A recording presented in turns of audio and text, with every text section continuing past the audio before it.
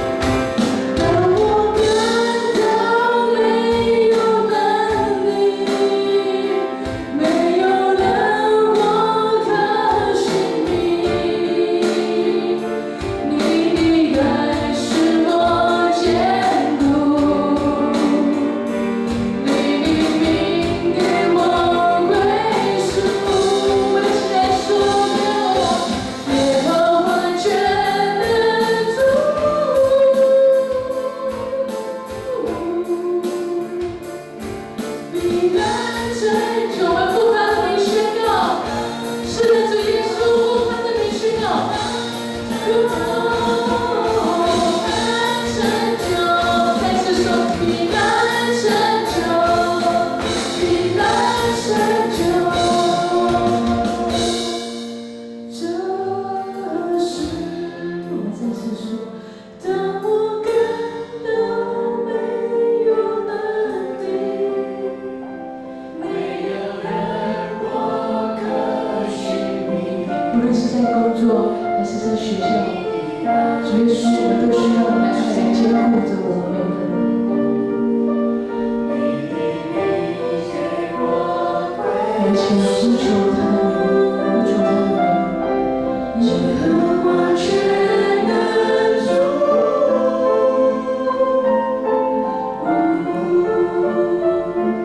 你的拯救，你的拯救，你的拯救，你的拯救，这是我们起来做一个祷告。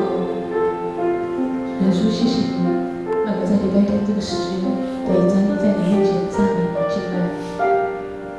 感谢你解决我们，感谢你的宝血洁净了我们，洗净了我们的罪，也谢谢你用爱坚固着我们每个的弟兄姐妹。你是我们那不管是在学校还是职场上面，有时遇到挫折，你是我们黑暗中的亮光。所以说，我们奉你的名来说，你必然成就，你必然成就。我们的祷告里必然垂听，你应允。谢谢你，谢谢你爱我们每个人，也求你安静我们每个人的心，预备我们的心。那么，等人都坐在这里，敞开心来聆听你的话，让这话坚固我们每个人。祷告，奉靠主耶稣基督的圣名求。